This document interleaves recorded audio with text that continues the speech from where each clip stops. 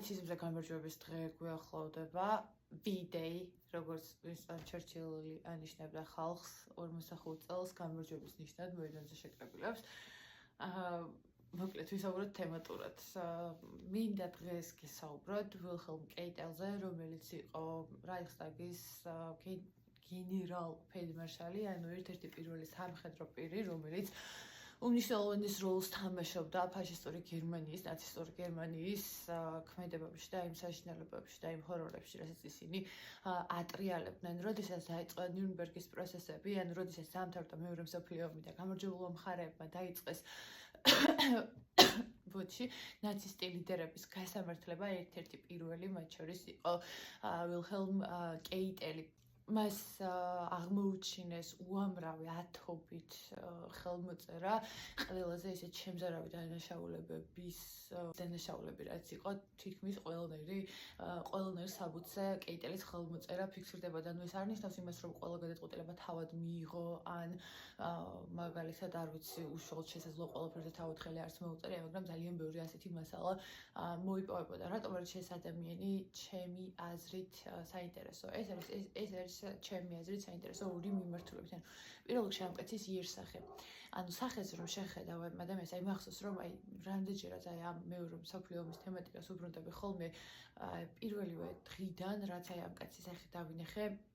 წლების წინ, აი დღემდეც, როცა ამ თემას უბრუნდები, სულ ამ კაცის სახე მიტრიალებს ხოლმე თავში და აი ვერ ვარიდებ თავს რა, ეს სულ რაღაცა უგუგლავ და აი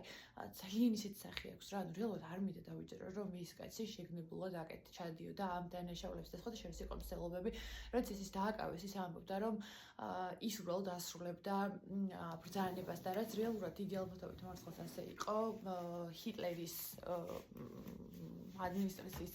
წევრი იყო და რას გადავიდა ადმინისტრაციას ეთყოს, მაგრამ ასე მისი ადმინისტრაციის წევრი იყო და შესაბამისად რასაკვირველია ასრულებდა ჰიტლერის მითითებებს. უბრალოდ დანაშაული ისჯება ყოველთვის, თუნდაც ეს იყოს ბრძანების შესრულება, მიუხედავად იმისა, იყო თუ არა ეს ბრძანება ლეგიტიმური გზით გაცემული. მხოლოდ ქართულ სისხლის სამართალშიც ასეა, არა მხოლოდ საერთაშორისო სამართალში, ანუ ბრძანება მხოლოდ მაშინ არ ისჯება, თუ წინასწარ არ იყო შეცნობილი ბრძანების შემსრულებლის მიერ, რომ არ იცოდა და არ შეძლებოდა ცოდნა, რომ ეს ბრძანება იყო კანონგარეშე და ამორალური. მხოლოდ ამ შემთხვევაში ისჯება მხოლოდ ბრძანების გამცემი და არა ამსრულებელი.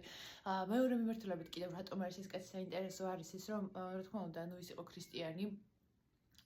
ლუთერანული მიმდინარეობის წარმომადგენელი იყო ის, როგორც მაშინ გერმანიაში ძალიან ბევრი მისი კლასისთვის და ანუ კლასი არ არის ეს, მაგრამ უბრალოდ მაშინ გერმანიაში განსაკუთრებით გავრცელებული იყო ლუთერანიზმი, ქრისტიანობის მიმდინარეობა და განსაკუთრებით საინტერესო არის ჩემთვის ის, რომ როცა მისი ბოლო საუბრებში, ანუ ყველაფერი აღიარა, სხვათა შორის თვითონ ხელშეკრულებასაც 8 მაისს კეიტელიც აწერს ხელს შვიდშიც და მე მგონი შვიდშიც და 8-შიც როგორც მახსოვს, ორივეს კეიტელი აწერს ხელს და თავის დანაშაულებს ყველაფერს აღიარებს და უბრალოდ საუბრობს ხოლმე იმაზე, რომ ანუ ის აკეთებდა იმას, რაც ჯეროდა, რომ იყოს სწორი ეს ერთი და მე მეორე, ის ძალიან დაუახლოვდა, როდესაც ციხეში იმყოფებოდა მოძღვარს და მასთან საუბარში ის ამბობდა, რომ ეს სულიერი მოძღვარი მას იმაზე მეტად დაეხმარა, ვიდრე თავად ამ მოძღვარმა იცოდა ამის შესახებ და მისი ბოლო სიტყვები, აი უკვე სანამ მოხდებოდა მის ჩამოხრჩობა ცოტა ხნით ადრე, მან განაცხადა, რომ ის ღმერთს თხოვდა შეწყალებას და ის ამბობდა, რომ იმედია ღმერთი დამეხმარება ამ გზაზე, იმიტომ რომ ნამდვილად დამჭირდება მის დახმარება, მან რა თქმა უნდა იცოდა, რომ ჩამოახრჩობდნენ და სიკვდილით დასჯა არ აცდებოდა. და საკმაოდ ისეთი ემოციურია ამ კაცის ბოლო დღეები და რაღაცნაირად აი არ ვიცი, შეიძლება რაღაც ცხოვრებისეული გამოცდილება მაკლია თუ ამ სფეროში გამოცდილება მაკლია, არ ვიცი, რაღაცნაირად ძალიან მინდა მჯეროდეს, რომ ეს კაცი უბრალოდ მიყვებოდა იმ პრინციპს, რომ მიზანი ამართლებს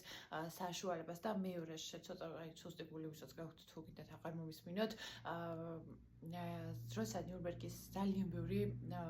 კონტრავერსია არსებობს ამასთან დაკავშირებით, როდესაც დამთავრდა ნიურნბერგის პროცესები, ანუ როდესაც გაასამართლეს ნაცისტი ლიდერები, ამბობენ, რომ ძალიან ბევრი ჰუმანური ნორმები იყო დარღვეული, ანუ არ მხოლოდ ის, რომ სიკვდილით დასაჯეს, მაშინ ეს მიღებული ფორმა იყო 40 წლებს და ვსაუბრობთ, გაიხსენეთ. სპეციალურად გააკეთეს ისე, რომ ეს ადამიანები უცებ არ დახოცელიყვნენ და როდესაც ადამიანის ჩამორჩება ხდება, უნდა მოხდეს კისრის ძვალის გადატეხვა, რომ ადამიანი მალე დაიღუპოს და ამბობენ, რომ ზოგიერთი ჩამორჩება გრძელდებოდა 15-20 წუთის განმავლობაში და მათ დაღუპვა არ მომხდარა მყისიერად, იმიტომ რომ მათ სპეციალურად გააკეთეს ეს და კონკრეტულად ვილჰელმ კეიტელის ჩამორჩება ამბობენ, არ არის ეს დადასტურებული, რომ 24 წუთის განმავლობაშიც გრძელდებოდა. უბრალოდ აქ იცით რა არის, რომ არ მხოლოდ ის, რომ მარაზმია ასეთი რაღაცის გაკეთება, ნუ გასაგებია, რომ ყველაზე საშიშ დამნაშავეებს ასამართლებ, მაგრამ როცა შენ გამოდიხარ ჰუმანურობის სახელით, ყოველდღე მიუღებელია, რომ ადამიანებს ასე მოიქცე და მიუხედავად იმისა, რომ ნახეთ ჰოლოკოსტი ზოგადად ამიტომაც ვარ ერთ-ერთი მიზეზი, რატომაც ამას წინააღმდეგი ვარ, ისიც არის. მოკლედ ღმერთმა შეუდგეს შეცადებანი, მოკლედ უბრალოდ მინდა რომ ერთი ვიდეო ამ კაცზე ჩამეწერა. მე რომ ნახოთ იქნებ კიდევ სხვა რაღაცებიც ჩაწერო, მაგრამ ღამიშტობისა.